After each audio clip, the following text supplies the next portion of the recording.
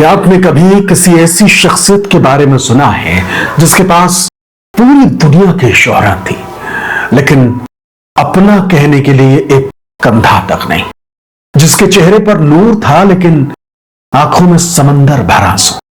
आज मैं आपको उस ट्रेजेडी क्वीन की कहानी सुनाने जा रहा हूं जिसने अपनी पूरी जिंदगी कागज के पन्नों पर दर्द लिखकर गुजार दी। लेकिन आज बात उनकी फिल्मों की नहीं, आज बात उनके उन आखिरी दिनों की जब पाकीज़ा जैसी अमर फिल्म पर्दे पर इतिहास रच रही थी और उसे बनाने वाली रूह धीरे धीरे एक ठंडे अस्पताल के बिस्तर पर दम तोड़ रही थी। साल 1972 की शुरुआत थी। पूरी दुनिया पाकीज़ा के आने का इंतजार कर रही थी, लेकिन कम ही लोग जानते थे कि इस फिल्म को पूरा करने के लिए मीना कुमारी ने अपनी मौत से उधार मांगा था। वो जानती थी कि उनके पास वक्त कम है। उनका लिवर सिरोसिस की वजह से पत्थर जैसा सख्त हो चुका है। डॉक्टरों ने कह दिया था, साहिब आप 7 दिन नहीं बचेंगी। पर वो मीना कुमारी थी। उन्होंने कमाल अमरोही से कहा, पाकीज़ा पूरी होनी चाहिए, चाहे मैं रहूं या ना रहूं। जब फिल्म रिलीज हुई तो लोग सिनेमा घरों में सिक्के उछाल रहे थे, पर वही सिक्के बटोरने वाली साहिब जान अपने घर के एक अंधेरे कमरे में अकेली बैठी मौत की आहट सुन रही। कहते हैं कि मीना कुमारी को तन्हाई से डर नहीं लगता था, उन्हें तन्हाई से मोहब्बत हो गई थी। उनकी जिंदगी में कई लोग आए, कई गए, लेकिन आखिरी दिनों में उनका सबसे वफादार साथी था शराब का गिलास। डॉक्टर मना करते रहे, दोस्त टोकते रहे, पर उन्होंने पीना नहीं छोड़ा। वो कहती थी, शराब कड़वी है पर जिंदगी के कड़वेपन से कम। वो अक्सर रातों को उठकर कविताएं लिखा करती थी। उनके आखिरी दिनों की एक डायरी में लिखा था, तुम क्या करोगे सुनकर मुझसे मेरी कहानी, बेलुत्फ जिंदगी के किस्से हैं फीके फीके। उनकी आवाज जो कभी खनकती थी अब सिर्फ एक फुसफुसाहट रह गई थी। 28 मार्च 1972 मीना जी की तबीयत इतनी बिगड़ी कि उन्हें मुंबई के सेंट एलिजाबेथ अस्पताल ले जाया गया। उनके पास पैसे खत्म हो चुके थे। जिस अदाकारा ने सालों तक इंडस्ट्री में राज किया, उसके पास अपने इलाज के लिए बिल भरने के लिए पर्याप्त पैसे नहीं थे। अस्पताल के उस ठंडे कमरे में वो कोमा में चली गई। वहां कोई भीड़ नहीं थी, कोई कैमरा नहीं था, बस उनकी कुछ करीबी सहेलियां और वो अधूरी ख्वाहिशें जो अब कभी पूरी नहीं होने वाली थी। 3 दिनों तक वो जिंदगी और मौत के बीच झूलती रही और फिर आया वो काला दिन। 31 मार्च 1972 दोपहर के 3:15 बज रहे थे। मीना कुमारी अपनी आखिरी सांस ले रही थी। सिर्फ 38 साल की उम्र।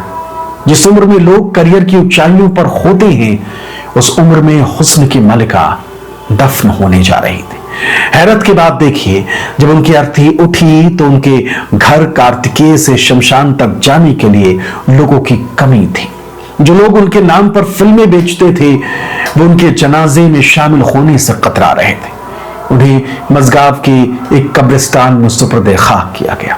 उनकी वसीयत के मुताबिक उनकी कब्र पर कोई बड़ा पत्थर नहीं, बस एक सादी सी इबारत लिखी गई। अब बात उस फिल्म के बनने की कहानी की करेंगे जिसने मीना कुमारी और कमाल अमरोही को अमर कर दिया। फिल्म थी पाकीज़ा। इस फिल्म को बनाना मीना कुमारी और कमाल अमरोही दोनों के लिए असंभव जैसा था।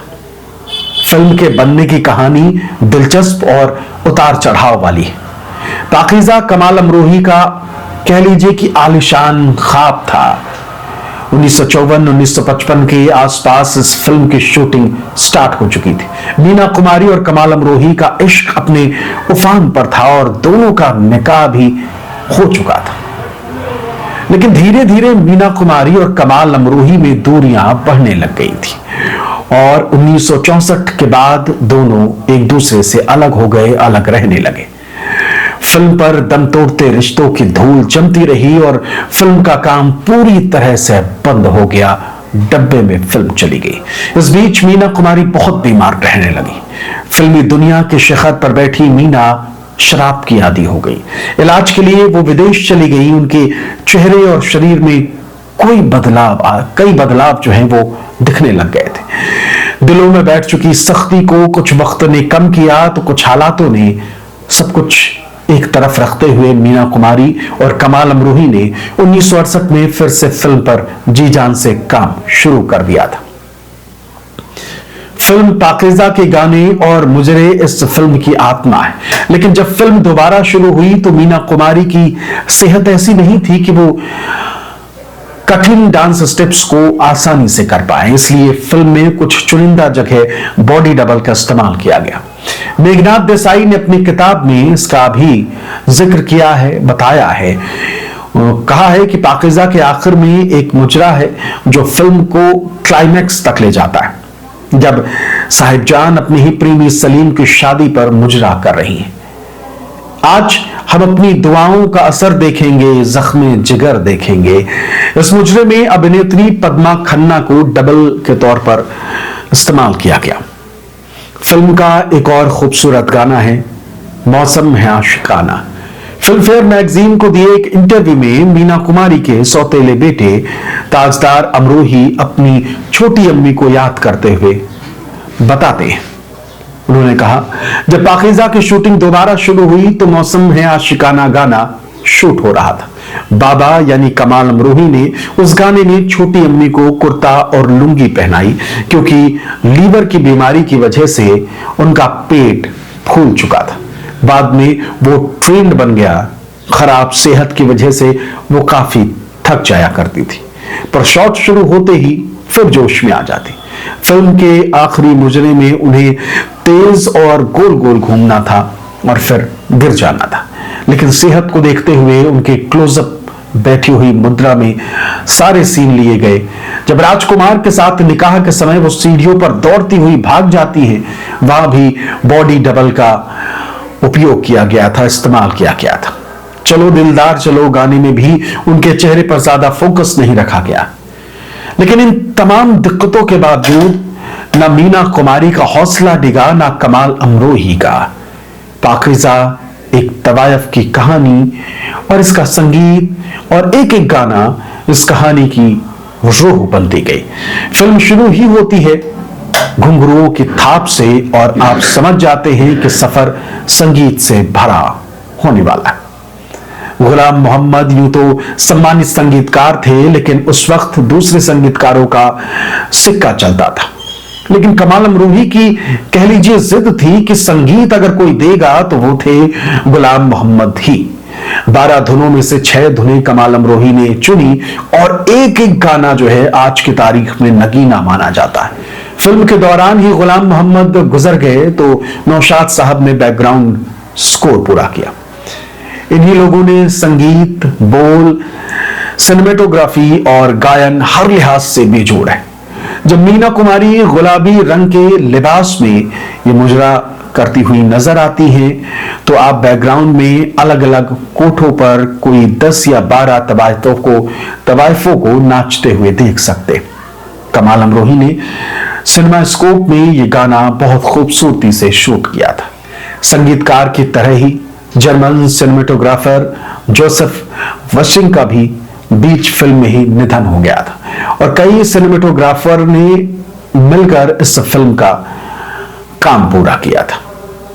ये कुछ चुनिंदा किस्से थे जो आपने भी सुने होंगे या नहीं सुने तो हमने सुनाने की कोशिश करी। दोस्तों, मीना कुमारी की कहानी हमें सिखाती है कि चमक धमक की इस दुनिया के पीछे कितना अंधेरा हो सकता है। वो महफिलों की जान थी पर दिल से हमेशा एक बेघर परिंदा रही। आज भी जब हम पाकीज़ा देखते हैं तो उनकी आंखों में वो दर्द साफ छलकता है। वो दर्द अभिनय नहीं था, वो उनकी हकीकत थी। अब कुछ अनोखी बात, ये बात जुलाई 1972 की है, जब पाकिस्तान के प्रधानमंत्री जुल्फिकार अली भुट्टो भारत पहुंचे हुए थे और प्रधानमंत्री इंदिरा गांधी के साथ शिमला में अहम बातचीत, चर्चा जो है वो चल रही थी, मीटिंग्स हो रही थी। कोई 19 साल की रही होंगी बेनजीर भुट्टो, अपने पिता के साथ भारत आई थी। अचानक उन्होंने फिल्म पाकीज़ा को देखने की जिद ठान ली। कुछ महीने पहले ही 4 फरवरी 1972 को पाकीज़ा रिलीज हुई थी। पूर्व आईएएस अधिकारी एम.के. कौ ने अपनी किताब का नाम है एन आउटसाइडर एवरीवेयर में लिखा है कि मैंने शिमला के डिप्टी कमिश्नर से तुरंत बात की। बेनजीर के लिए रिट्स सिनेमा में विशेष शो रखवाया गया। हॉल में बस 3 ही लोग थे। ये छोटा सा किस्सा बताता है कि कैसा था 53 साल पहले 4 फरवरी 1972 को रिलीज हुई कमाल अमरोही और मीना कुमारी की फिल्म का करिश्मा। लेकिन इन सब के बीच मीना कुमारी बहुत अकेली होती जा रही थी।